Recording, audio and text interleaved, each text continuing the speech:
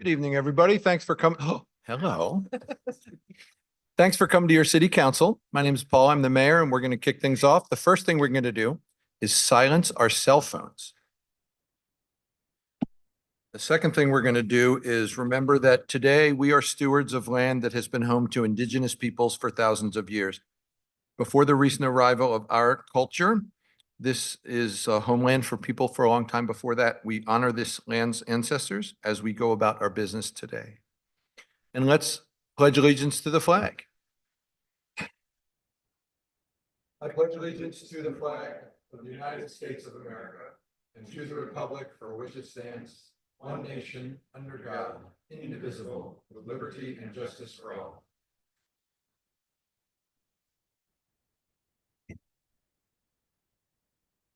Now, I'm going to deliver, I think, the oath of office to, I assume that cute one's daddy, but I don't really, but anyway. I'll meet you right here. Chief, you here? Great. All right, we're going to get the chief first.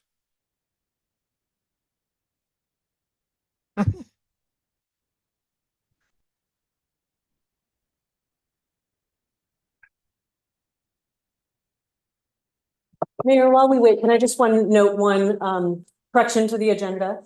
On some early versions of the agenda, there was something under mayor's comment that talked about appointing a member of the Landmarks Review Board. That was actually scheduled for the next meeting, so that's not tonight. Oh, great. Thank you. All right. Chief, will you kick this off for us? Exciting day for us. Well, Push your green, there you go. today we get to swear in. It'll be Officer Christian Galvez, or Cruz Galvez, or Galvez Cruz.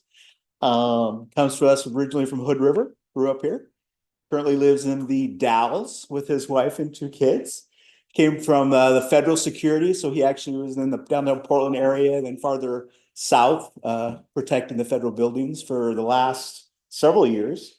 8 years now in the National Guard. He wants to retire from there and continue employment with us. So it's a pretty exciting opportunity. And he's got housing in the Dalles. It's another bonus for an employee with us. So why don't you come up, Christian? And does your wife want to put the badge on? Yes. Or one of the kids? You wanted a bit? Take Whoever the, wants to do your it. son, okay. You don't say it. You can stand up for that. Go ahead with them. All right, if you raise your right hand for me. I, Christian Galvez, I, Christian Galvez, do solemnly swear do solemnly swear that I will support the Constitution that I will support the Constitution of the United States and of the state of Oregon, of the United States and the state of Oregon, the city charter of the city of Hood River, the city charter of the city of Hood River, and the ordinances and resolutions of said city, and the ordinance and resolutions of said city, and that I will, to the best of my ability, and that I will, to the best of my ability, faithfully perform the duties of police officer, faithfully perform the duties of police officer, faithfully perform the duties of police officer of the city of Hood River of the city of Hood River during my continuance therein. during my continuance therein. So help me God. So help me God. Welcome aboard, sir. Thank you. There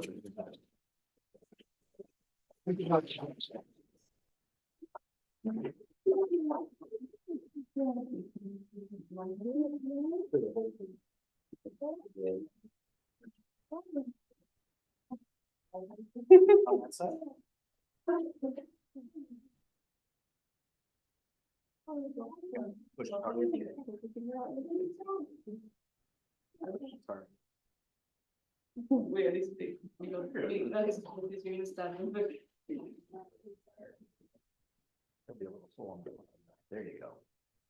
Good job.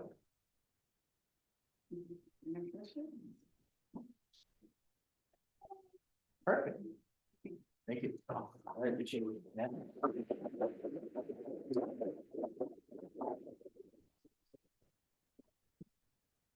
Thanks, gentlemen, for coming. Feel free to stay or go, or we will not be afraid.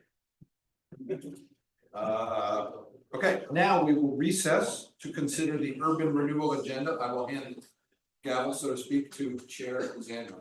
All right, we're gonna call to order the Urban Renewal Agency meeting for Tuesday, December 12th. Any agenda additions or corrections? There are none. And business from the audience, Jen? I don't think so. And Heather, you're with us? Is that what I understand?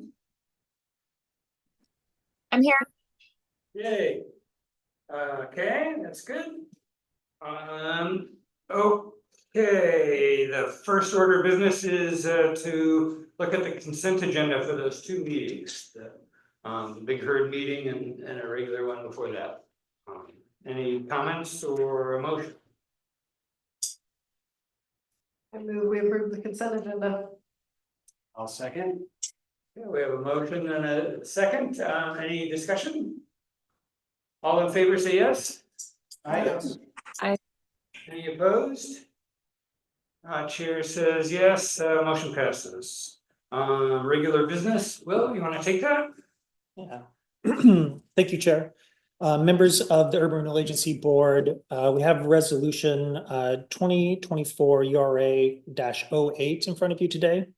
This is accepting a loan from the Oregon Investment Board to help implement the middle housing construction incentive.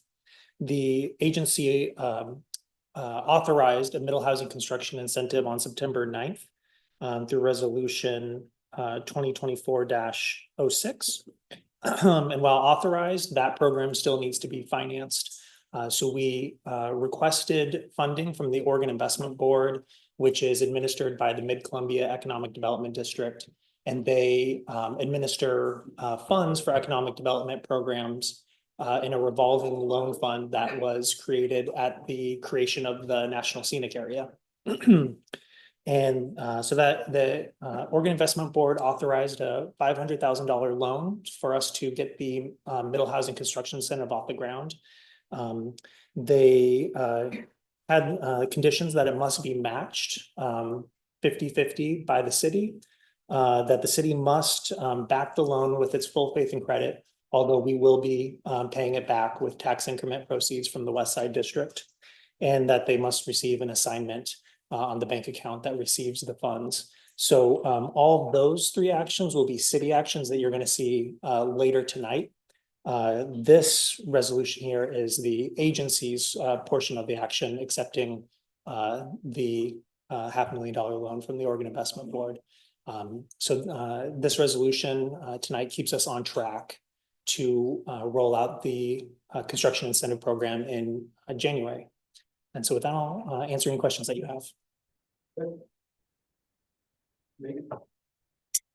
Thanks, Will.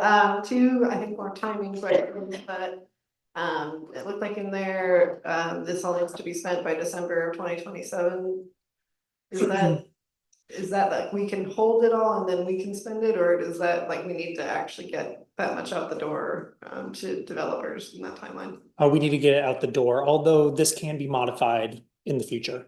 And the Oregon Investment Board did say during their deliberations, they communicated to me that they viewed this as the first tranche of funding, and that if this was successful and highly popular and was making a good positive impact on housing, that they would be open to considering loans of additional funds. And so I assume that means additional funds and additional timeline.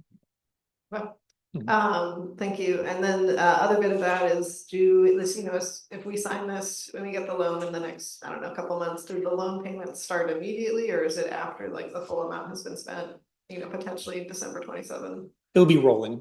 Okay. Yeah, so we will only borrow what we pay out, and we'll request disbursements on a cost reimbursement basis. Okay, so so this is approving a loan up to that amount? Yes. We don't actually, okay, that makes me sure. Thank you. Yes. Perfect, thank you. And then, thanks, Will. And then the split in terms of the city funding and funding from here, so, to Megan's point, so each time there's a disbursement, it would be half and half? That's the intention. Okay, thanks. I had a couple questions. We had talked about having, possibly needing this to change the incentives levels to get the result we want. is there, do we need to go back to OAB or anything with, if we change the knobs? There's nothing in here that requires us or obligates us to stay with the knob, so to speak, at 7%. But there is a requirement for regular reporting, and so obviously we would communicate that and let the Oregon Investment Board know what we're doing, but I don't believe that we'll need their authorization or that they would have any problem with that. And then my last question is just if we get tax receipts that fill up the buckets, we can pay this back early, I assume, if we wanted to if the agency wanted to self-fund the incentive. I believe there is no prepayment penalty. Mhm. Heather, anything? Okay. Is that we actually have you on the screen this time, so which is pretty nice. Usually we have to guess what. Paul, sorry. You. See, we're all gonna sideways. Okay, there is a motion. Oh, sorry, Don't know how much this matters, but your name is March Zandel. that I've changed my name to March Zandler. Good work. I will make that change before it gets signed. Thank you for that catch. Make a motion with that correction. I move the Urban Renewal Agency Board adopt resolution 2024-URA-08 with that minor amendment, accepting a loan from the Oregon Investment Board for the West Side District's Middle Housing Construction Incentive Program. Second. Yeah, we have a motion from Megan and a second from Ben. Any other discussions or comments? Seeing none, all in favor of passing this, say yes. Aye. Aye. Noes? Seeing none, chair votes yes as well. Motion passes. And we're down to, does anyone have any comments or humorous anecdotes for the agency? Heather? Okay, seeing none, we are adjourned. Great. I'll reconvene the city council meeting. Any agenda additions or corrections for us, Abigail? Just the one that I mentioned earlier about the mayor comments being pushed to next time. Next comes business from the audience. We have a couple folks here to speak to us tonight. Lisa do I say Commander? Come on up if you would. And like the chief did, touch the rim so it turns green and then tell us what you'd like us to know. Well, good evening. My name is Lisa Commander and I'm the Executive Director of the History Museum here in Hood River County. And I would just like to read a statement about the museum. And this is my way of introducing myself, but also just to let you know what's going on at the museum and just to seek your support as we march forward with a number of initiatives. So if you just bear with me, I'll just read the statement for you. Thank you. On behalf of the History Museum of Hood River County and the Hood River County Heritage Council, we'd like to request that the city consider awarding a percentage of the tourism promotion fund to the operation of the museum. Each year, more than 3,300 visitors pass through the museum, and approximately 2/3 of that total are from out of the county. And this is based on signatures in our guest book and also conversations with our museum staff. These visitors contribute to the local economy by staying in local hotels, shopping locally, and eating in local restaurants. That's probably the number one request we get from our visitors is, what restaurant do you recommend when they walk in the front door?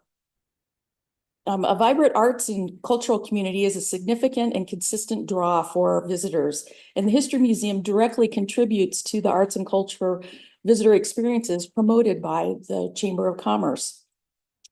Since its creation in 1907 by members of the Oregon Pioneers Association, thousands of objects contained in the museum's collection have told the collective history of the Hood River community. From a hand-knitted children's bonnet to lumberman's shoes, a recently acquired piece of the Hood River Museum, and locally made Native American baskets and beadwork, these items represent the unique and enduring stories of our local families. The History Museum is a natural destination for visitors to enhance their experience in the Columbia River Gorge. Community engagement is the museum's theme for 2025. bilingual labels for the museum displays, a partnership with the Japanese American Museum of Oregon to remodel our Japanese American experience exhibit, and a new exhibit highlighting the history of water sports in the area are a few of the new initiatives that are geared to engaging local residents with their heritage in the new year. Successful museums receive funding from a variety of sources, including foundation grants, sales from museum store purchases, admissions, and fundraising events. And an allocation of the Tourism Promotion Fund would add to the diversity of funds promoting a sustainable financial future for the museum. A sustainable funding model means ongoing and new events can continue to inspire our visitors and local residents for years to come. And just to give you a brief overview of this year, in 2024, we sponsored a number of exhibits and events that, as I mentioned, brought in over 3,300 people.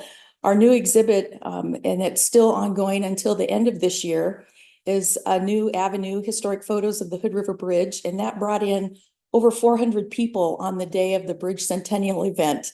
So that was tremendous to see that many people come through. Of course, we bribed them a bit with a slice of cake when they came to visit. I think that helped.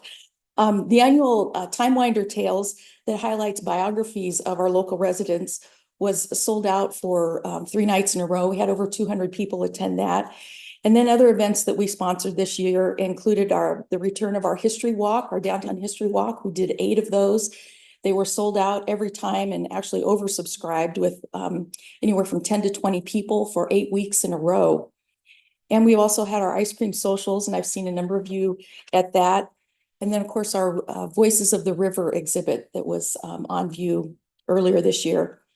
The museum's ties to the Oregon Museums Association, the Oregon Historical Society, and the National American Alliance of Museums provides our staff and our volunteers with support and best practices to continue the work of preserving our local heritage. And I note this because these professional affiliations are the ones that set the benchmarks for excellence in the museum field. And those are the standards that we strive to uphold. I want to thank you for your support of the museum. I encourage you to come visit us, and we look forward to seeing you at a future event. Thank you. Thank you, Lisa. The way it works is we're not going to deliberate this now, but we believe we heard you, and we'll. Thank you. I'm opening a conversation. Would you like me to turn this off? Thanks. Excellent. Thanks, Lisa. Sarah.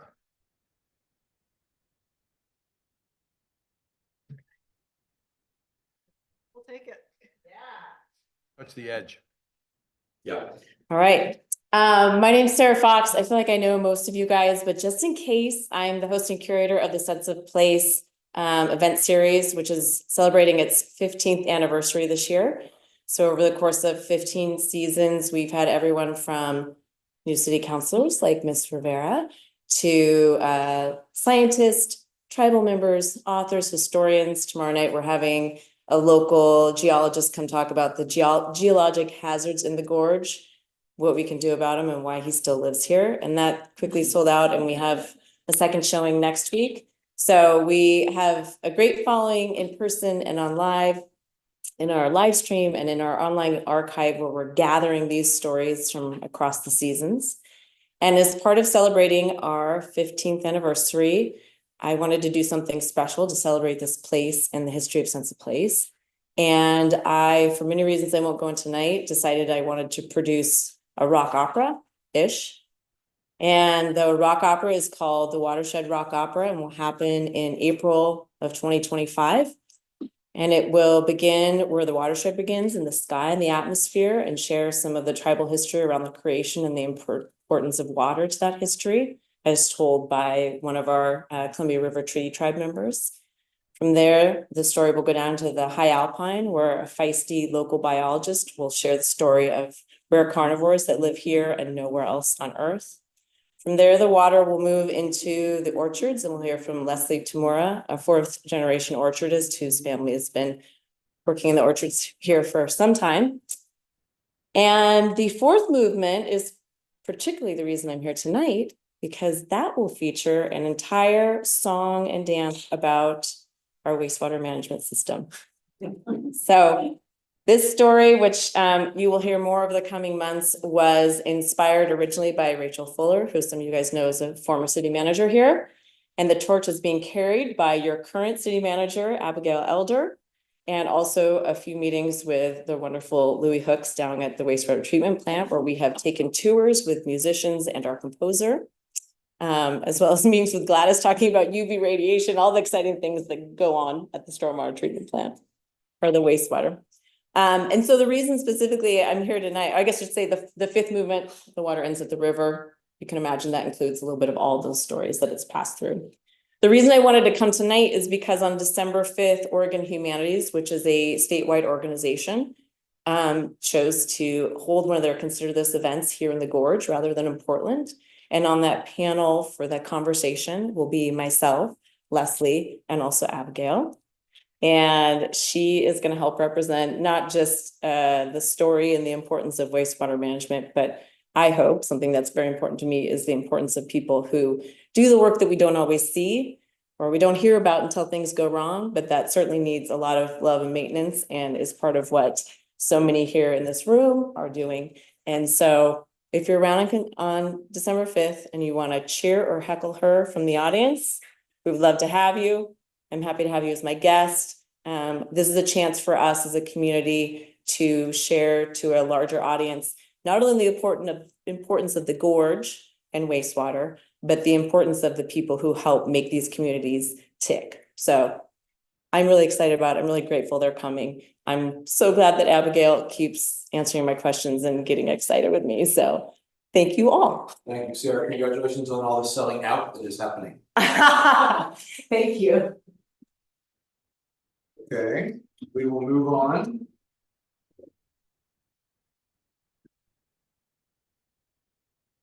To the consent agenda. Megan. And one minor link to the minutes, notice the only minutes on. Page 8 of the packet, there's two different motions. The first one failed and did not pass. So just a quick change to the vote result. Got it. Thank you. I see staff is nodding, thank you. Then otherwise, we've got all CC, separate things. We do. Why don't you go ahead, Gladys? I will abstain from OLCC permit application approvals. This is not a reflection of these establishments and business or their owners, rather that I object the fact that we don't have enough transportation options for people who visit these establishments. As a result, they may end up getting behind the wheel and putting themselves and others at risk. If we and our countywide partners are able to provide adequate transportation during late evenings and weekends, I will be happy to start approving OLCC applications again. Thank you. So we will consider a motion to approve number 1 on the consent agenda. I move we approve the council meeting minutes from October 28th, 2024 with the amendments mentioned earlier. Moved by Saunders. Second. Second by Stepina. Discussion? All in favor? Aye. Opposed? Chair votes aye, motion passes. I would entertain a motion for the rest of the preliminary consent agenda. While agreeing with Councilor Rivera, I'll make a motion to approve the 2 OLCC notices. Moved by Sam Miller. And I'll second. Second by Stepina again. Discussion? All in favor? Aye. Opposed? Abstentions? Aye. Chair votes aye, motion passes. Will Norris, Middle Housing. Thank you, Mayor Blackburn, and members of the City Council. This is a companion set of actions that will allow the Urban Renewal Agency to borrow $500,000 from the Oregon Investment Board to implement the Middle Housing Construction Incentive that was recently adopted and keep us on track to implement that program in January of 2025. The 3 companion actions that must be taken as conditions of that loan are 1, resolution here creating a dedicated bank account to receive the funds from the Oregon Investment Board. All of the agency's banking is done with, through the city of Hood River. And we don't want to commingle any of these monies, with other, agency monies or other, city monies, because MCED is required to have an assignment, on this bank account, which means essentially joint ownership. So we don't want MCED having joint ownership of where our ambulance, revenues come into or our property taxes. So, this creates a dedicated bank account. There's also a resolution that will provide the full faith and credit of the city to back the loan from the Oregon Investment Board.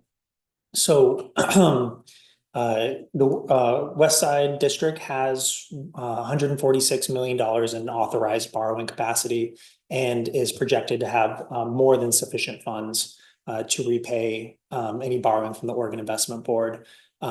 The housing that is going to receive these incentive payments only receives it upon receiving a certificate of occupancy. So we know for certain that the taxable value is going onto the rolls and the tax increment is going to be collected by the West Side District. So I have no concern that the city will need to backfill or will not be repaid. And then number 3 extends a matching loan to the West Side District, a $500,000 matching loan to match the Oregon Investment Board dollar for dollar. This resolution just broadly authorizes the loan, but does not specify a loan source or any of the loan terms. That will be put together later in a loan agreement that will go to the city and to the Urban Renewal Agency. What's needed right now for the Oregon Investment Board is just to know that on a policy basis, the city is willing to provide that matching loan.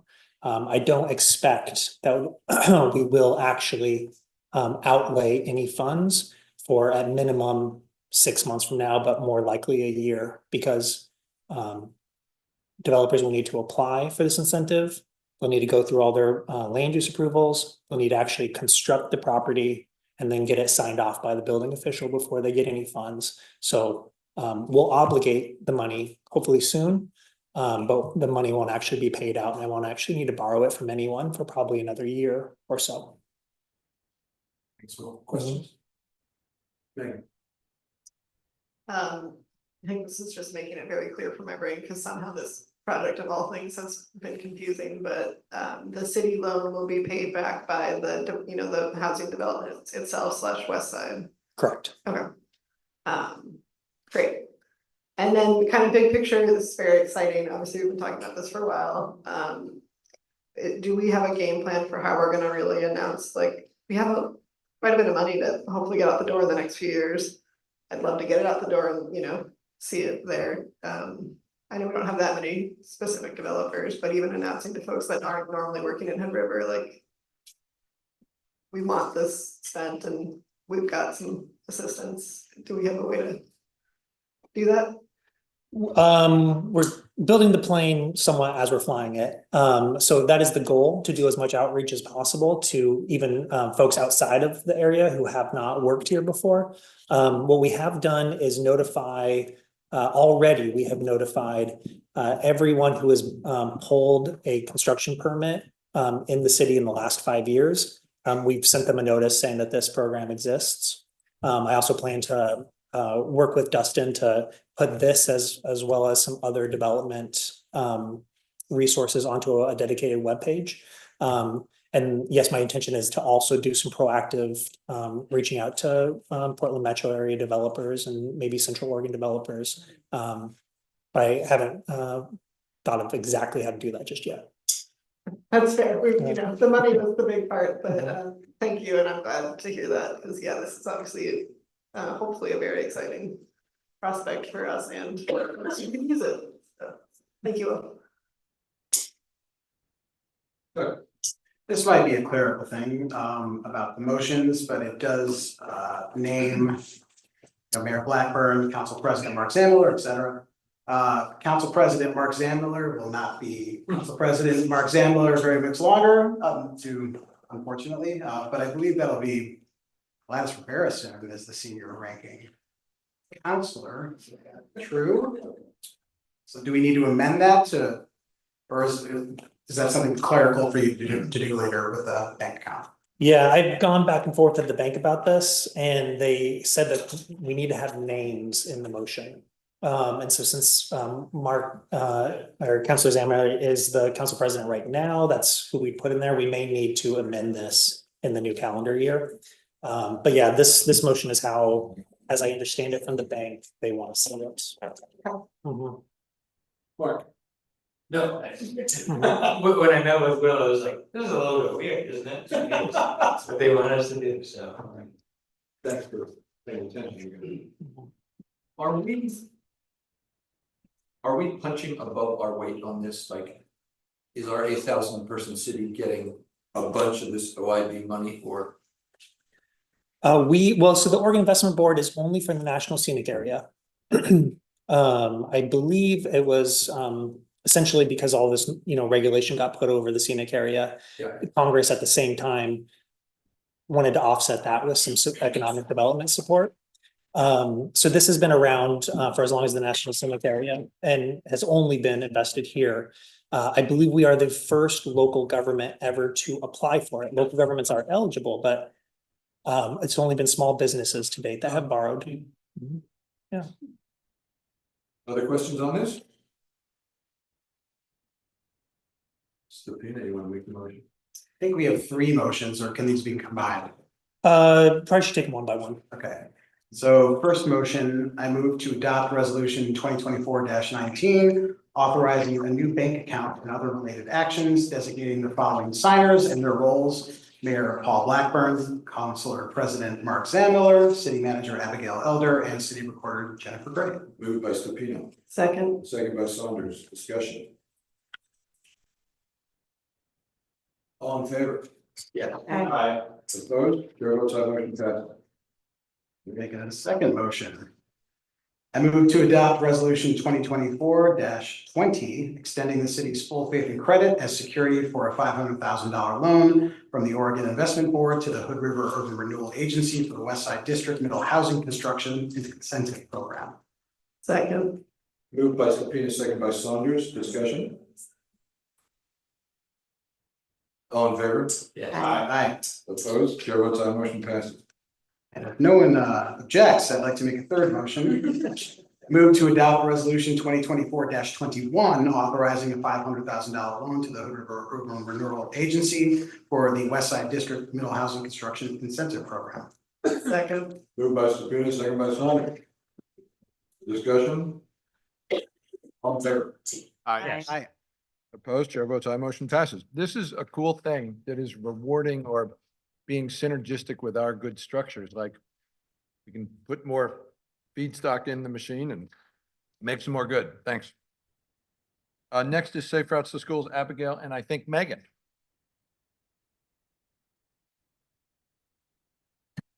Thank you, Mayor. Megan has been working hard with city and other partners for the last couple of years for Safe Routes to School, and approached us recently with an opportunity to apply for a grant that would really be about prioritizing and planning our implementation. If you want to say a few words just about the grant opportunity? Yeah, so thank you all for your continued support over the last, sorry, deep breath, 2 years. It's been wonderful to enact all these projects. Specifically I'm so short of breath. The school street that we're putting in behind May Street Elementary, that's made a world of difference to the parents and the kids. The demonstration project also. So I met the grant funder at the last Safe Routes to School conference, which was just a couple weeks ago in Fort Collins. And I was introduced to them, to this woman, Zoe, who essentially took all the Walton money from People for Bikes to start her own consulting company to help cities implement active transportation projects fast. So I was like, nice. And I think it's because, working with Jackie, it's hard to get things done in a city where we have such limited staff time. And there's nobody's fault. It's just is what it is. So we kind of need outside help to get these projects in the ground. So a good example is 3 days ago, yeah, I was at a dinner party and of why this is important, a good example. So I don't know how many of you are at dinner parties in town and you hear about city projects that you didn't know were happening. So this is what happened. My friend turned to me at the dinner party and was like, did you hear the news about the Indian Creek Trail? The city's buying it. And I'm like, what? Like, and immediately I knew something was like wrong with that statement. And I was like, I don't know anything that's going on. And he's like, oh, we hear that everybody's talking at the fish bank about the city like buying the easement for the Indian Creek Trail. And I'm like, all right, so the next day being a Sunday, I emailed Mark Hickok and he's like, that is wrong. And here's what's going on.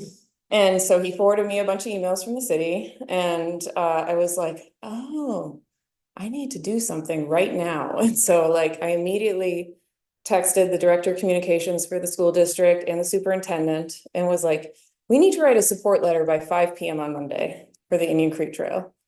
And so we got it done, but this is like a good example of I want to be proactive in helping the city get projects done instead of like reactive. And I think that's what this plan would really help us do. So, yeah. Cool, thanks. Yeah. Yeah, I really see this as you know, we have a Safe Routes to School plan that was accepted in 2022, many partners. It does a very good job of listing out opportunities, but it doesn't necessarily rank or prioritize or give us plans for those projects. So we really hope that this will provide that second chapter or the second phase. So fun to hear that your conference was in Fort Collins. When my kid was in preschool, I lived right on the Spring Creek Trail, so I put her on the one-wheeler, buzz down to Spring Creek, drop her off, book it up the Poudre River to my job, and everybody's like, you're missing something, because the one-wheeler was still there without the kid. So that's my safe route history myself back in the 90s. Fun to be That's reminded great. of that. Yeah, Fort Collins has 30% of kids bike to school every day. Isn't that amazing? And Boulder has 50. Older 50. Yes. And I was like, I think I can retire if I meet half that amount. That's Like, we have 1%. So, yeah, Makes me want to bring them out and show them our hills, just saying. But- yeah. So you have a motion and to note that this is really directing staff to and to work with Megan to apply for the grant. This is not us getting the grant yet, but it requires a local match, which is why we brought that to you today. That's Yeah, thank you, Megan, for all of your work. I love seeing kiddos walking, biking to school, whether that's in Pine Grove, Odell, Hood River, it's really exciting. Page 23 that talks about City Thread, I just had a couple questions. The expectation, city and community partners, what is the plan for participation from students or from parents? I do see community in general, but wanted to know if there were specific events that were going to be tailored to school parents and students. Well, it's not mentioned specifically here. The idea is that we already excuse me, can't say the words right. We would have already had a community engagement process to come up with the plan. And that informed that. But as far as, I'm concerned, as much as I can get students involved in processes like this, I will. I don't know, it's not baked into their grant, but I am like a sucker for kids learning urban planning issues. Yeah, absolutely. And this is why I'm bringing these points up. And on the back on page 24, it's really important that we're also making sure that all of our materials are both in English and Spanish, so that when you are engaging individuals or parents and whatnot, that they have the ability to comprehend what is going on. So those are my only two asks that would be really intentional.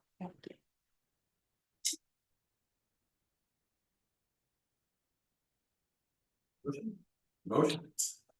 So, yeah, keep finding ways to actually get stuff on the ground, so that's great. And to that end, I move that we direct staff to pursue the city's Thread Accelerated Mobility Playbook Technical Assistant Grant, and that the mayor sign a letter supporting the application.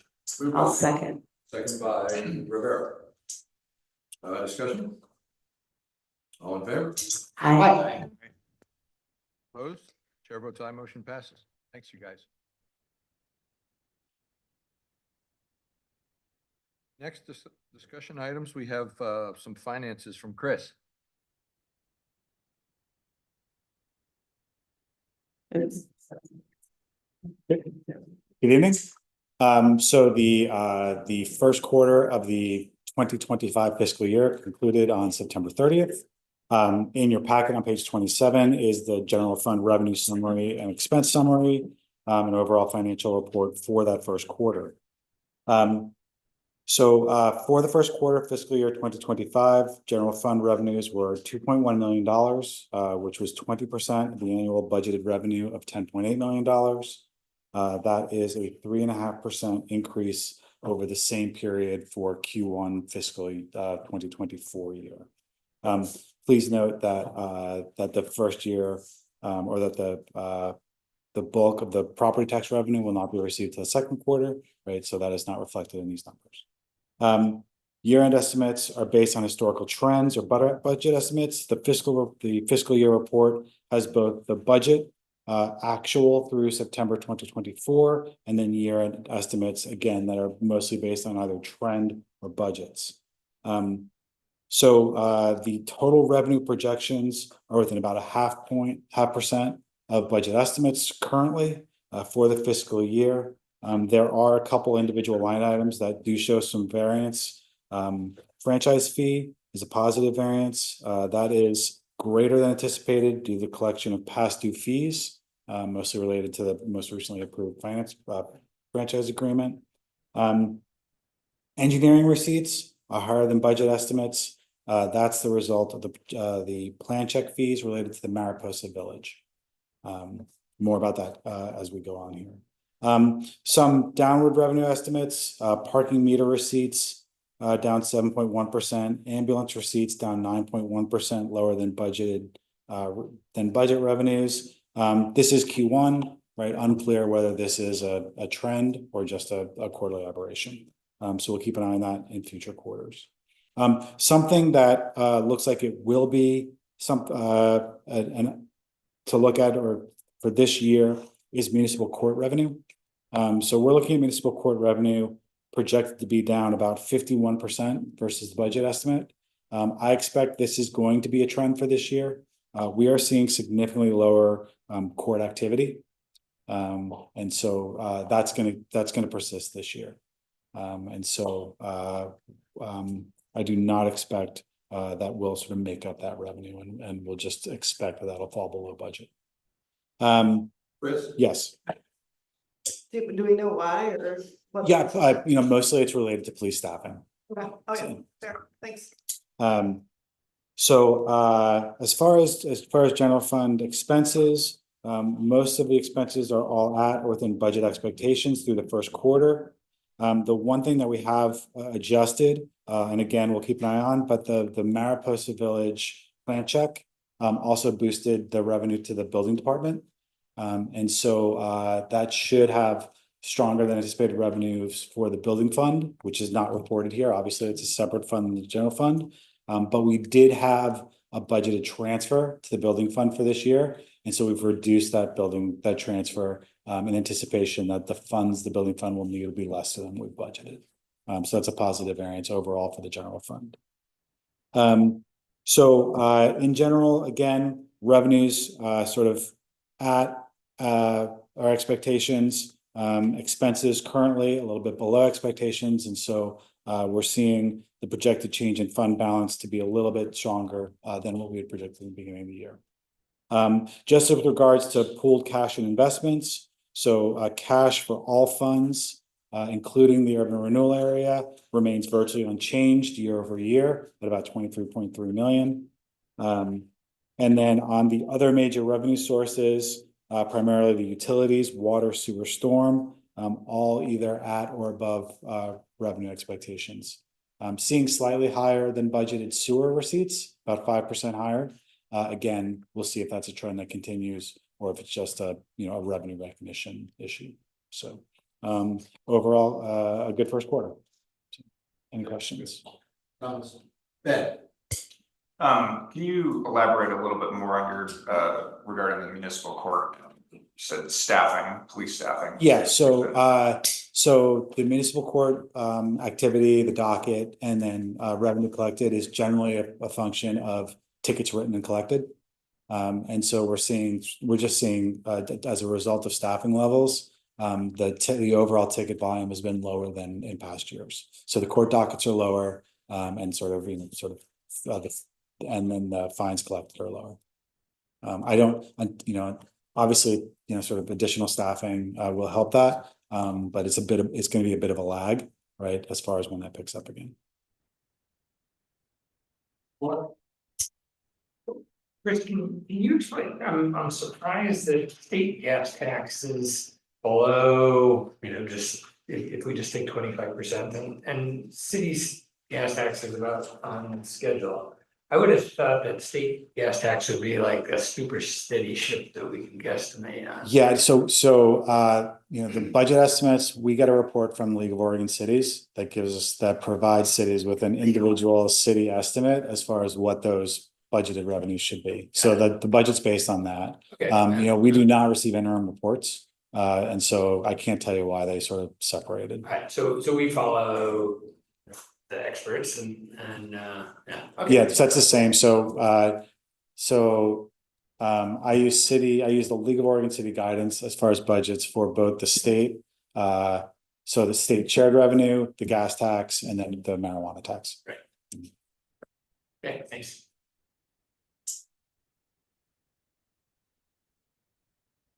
I understand it's not all you're doing, but this is a Yeah. pleasant report to receive. Thank you. Yeah. Just remember that if it's not as big. Also not my doing. Do we need to accept? Nope, this is just to receive the report. Great, thanks. Great, thank you. FEMA.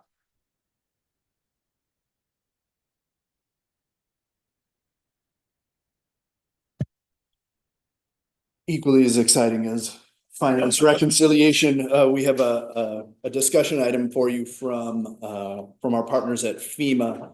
This is really two updates impacting the city.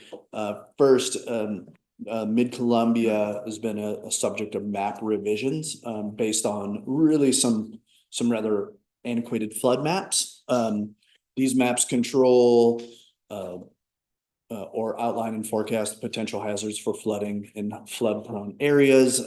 They help inform the flood insurance policy or program, which we are a participant of. The maps of the Columbia River Gorge communities really relate and date back to 1983, using the best technology of the 80s to forecast and map these areas over time.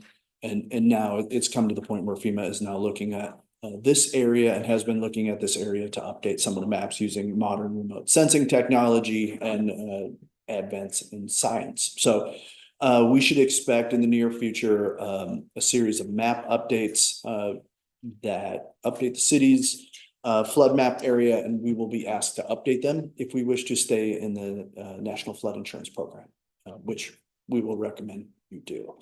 Good news for the city is the number of properties and structures impacted by this are relatively few. We think less than 50 total. These projects and properties are predominantly located near Indian Creek, Phelps Creek, Henderson Creek, and the Columbia River. So, however, we are one of the major landholders impacted by the map change, as well as the port. So the good news is there's very little in the way of mass impact and changes to the city. However, it is something that will come to you. You will be asked to accept it. And FEMA will be coming to town to advertise and discuss its methodology and inform the project and how it impacts us here. So we wanted to let you know before FEMA came to town and started directing traffic and discussing with property owners. We wanted to make sure that before that discussion happened here in town that you are aware. So there's no real action for you to do here on this matter, just as advisory. So on another FEMA note, there is FEMA essentially was sued in Oregon They came back with a biological opinion from fisheries, basically stating the management of the special flood hazard area was done in such a manner that it compromised and triggered a take from the Endangered Species Act. Essentially, portions of Oregon that have salmon runs were not being managed in a way that was appropriate to protect that species, and development activity in these flood prone areas was resulting in taking of endangered species. So that lawsuit occurred, which triggered FEMA to develop a response, which is to be carried out on local implementation. And we basically are now responsible for updating some management approaches within these special flood hazard areas. Essentially, half the state of Oregon is impacted. In August, we were informed that we had 3 options to respond to this lawsuit. We could prohibit all development within special flood hazard areas. We could adopt a typical ordinance developed by FEMA for all applications, or if we do nothing, we could take and require a habitat assessment for properties impacts that are that seek to develop or do modifications within our special flood hazard areas. So our staff recommendation is you take the permit by permit approach. We have a floodplain ordinance. We have a riparian ordinance that extends beyond the floodplain already, that mimics much of the language from the typical development, the FEMA's typical and prototypical development ordinance. And the requirement to do the habitat assessment in combination with that is probably the lightest touch approach that we could take. The habitat assessment is a little unknown. FEMA will not, we have some guidance on it, but it fits well with the regulations you have in place now, and really represents the least departure from the typical business that we do today, where we evaluate on a case-by-case basis applications that have impacts within wetlands and flood areas. This would allow that to continue without really much disruption to the system we carry out now.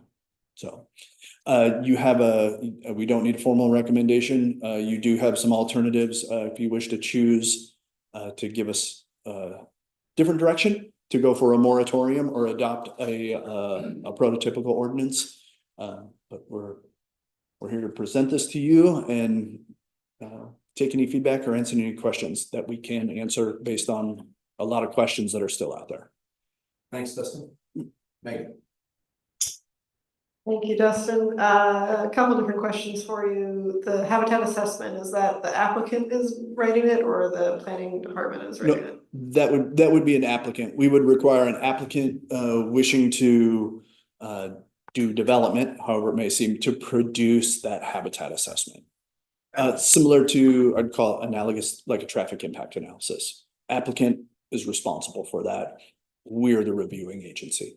Okay, thank you. And would there need to be any consultation with the federal agencies or? Most likely Department of State Lands. Right now, with every application that we have for either impacting wetlands or within the floodplain, we submit a land use notification to DSL. I'm assuming this is going to follow suit with that. That's kind of local. And not like NOAA stuff or ESA? I don't believe that they will intervene here. I think the response is based upon the response of their lawsuit. I don't think they're entitled to get this information. Okay, yeah, I guess, I mean, when ESA was mentioned in here, that just feels like the red flag of that's a very litigious area for people that don't want things to happen. And it makes me nervous for the city to anyway get roped into what could be very long and expensive processes. But it sounds like you don't think that's necessarily huge. I don't think so. Since we do a case-by-case analysis already, we're already in the land use process. If people want to litigate, there's much easier ways to litigate already. So I guess not to be cavalier, but I don't think that, like, I'm already in that process. I think even if we took on well, I would say if we took a different approach and had a development moratorium, that's a faster way to get into litigation much quicker. And I don't think adopting the typical ordinance or the model ordinance, I think it's even more aggressive than what we have now, probably also resulting in litigation. So I think this is probably again, I think it harmonizes with the process we have now. That process allows people to appeal on a local level, at least to see, you know, at first, before it's ripened to a federal status. They would have a right to say this, we've erred in our application, and they would be able to at least have a local court, be it planning commission or city council, to just state their grievances before we went to outside of town. Okay. Fair. And then is this gonna be like a new fee in the fee schedules? Cause I mean, I assume it's adding some. We staff have, time burden. we have a fee now for, so we have a natural resources overlay, which if you're doing work within that, it already triggers a land use fee. So we process that already. Whether we consider this to be more onerous and requiring that fee to be elevated, that's to be determined. In the last 10 years, we've done really very little work in the floodplain at all, and only a handful of natural resource area applications. So hopefully, if this is a 2-year program until they get their story straight of what they want to do, we may not actually even administer this whatsoever. Nice answer. So okay, thank you. Thanks, Justin. When I look at the new FEMA maps, Henderson Creek sort of stands out a little bit, and to me, that looks like an opportunity for us to be able to ensure the protection of a logical greenway path. So A, is that true? B, is this the best management method to do that? And C, is there anything risk-wise related to greenways within the floodplain? It certainly has impacts. Even today, less on Henderson but around Indian Creek, your ability to do clearing, grading, filling, parks and recreation uses is not necessarily guaranteed. You know, the environmental sensitivity of the wetlands and these features have to really be managed and balanced. So in Indian Creek, for example, we have a 50-foot riparian setback from high water mark that extends beyond, in some instances, beyond the floodplain, where we're going to really limit even recreational uses in that area to protect the resource. Henderson Creek getting much more attention and wetland is going to add an environmental aspect that even recreational users and trails and open space they're going to have to manage that. So your moratorium, I can tell you, would not allow trails in there. Your typical ordinance probably would have a pretty significant setback that would limit and those resources would have to be further away. This at least provides an opportunity, using that as an example, to at least provide some site-by-site management and say, how is this impactful, or how are we navigating this habitat assessment? Is there habitat there to be protected? It's a customized approach, but I think it gives us the most opportunity to make the case. Thanks, Justin. As I heard you say, we don't have to do anything. We have we intended to do the permit by permit unless you want us to change that direction. That is the default option, and I think the best fit our recommendation here. Anybody want to tell staff to change? Nope. Thank you. City manager comments. Thank you, Mayor. First thing, I will be out of town. Dustin Nielsen will be in charge till I return on Monday afternoon. But I'm always available by cell phone or text. The other item is this is the week that ODOT is starting the ADA ramps along Cascade. I think they're starting at 6th and Oak right now. They will run through the summer, but they will have committed to getting downtown done before the summer or suspend and continue. So just to know, we've been hearing about this project for a long, long time, but it is finally happening. If you've got comments or questions, feel free to send them along to me or other staff and we'll do our best to answer. Thank you. Committee reports, let's start with Gladys. Nothing for me. Mark, None. Megan, Nothing. Doug, None. Ben. You know, I got nothing. Nothing for me. How about council comments, Ben? That's the same this week. Doug? Oh, well, we had an election, didn't we? So pending certification in early December, congratulations to Councilor Rivera for returning. And also congratulations to Amanda and Anna for the likely outcome of this election. It's good to see people willing to participate in this process. We may be very discouraged or very encouraged about what happened at the national level, but remember that local politics is where we can make the most impact. And also, I gotta go back to the League of Oregon Cities to figure out what this quote is, but I've talked about it with Abigail before. Of the basic functions of our functioning society, most of them come from the local level, then the state, and then the feds. So the federal government, the state government provide very essential services, but so does local. And, people should be encouraged to participate in that process because we can control that. So thanks again, Gladys, for being willing to serve again. And for those who were willing to serve as well. We also have some vacancies, I'm sure, on committees, et cetera. So if you're not participating in as an elected official, please reach out to the city, see how you can participate as somebody that's appointed. So yeah, that's my PSA. Megan? Also, congratulations, Mayor Paul. And I already have my ticket for the December 5th talk with Abigail. Okay. I will be cheering and not heckling mostly. So, but that's it. Mark? I will be on Zoom for the next meeting and then here for the penultimate via Zoom and the ultimate in person. I want to thank staff for successfully resolving that waterfront business snafu. Those things can get out of hand in a hurry and seems like we prevented it from getting out of hand. So that was good. Thank you. And I'm excited for the goal setting discussion. I think that it's a really good thing. And I had my chat with the consultants and I'm optimistic. So that's good. If I can just pile on that. I think it's the tree lighting also. Is that right? Yes. The tree lighting is December 6th. And there's like a December 6th goal setting thing. That's right. You have the afternoon. Me or am I okay?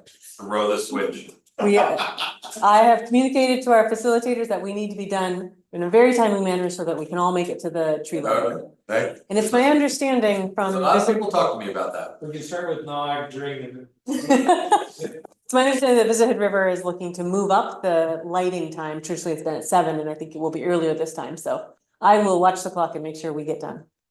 Yeah, great. Thank you. I was like, But you'll already be downtown, so. anything else? Great.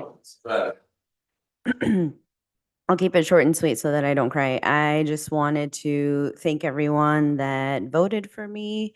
I feel like in the last couple of years, I've learned a lot and excited to continue working with folks on what the next 4 years look like. Similar to Doug, really disappointed with some of the national elections, but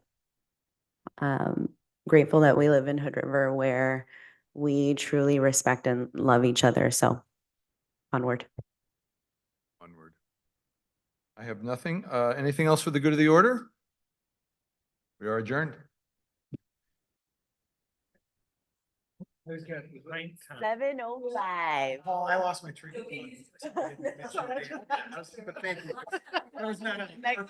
No, truly, it's the same thing. Like, I was like, well, I was elected. Like, it didn't seem like Tuesday night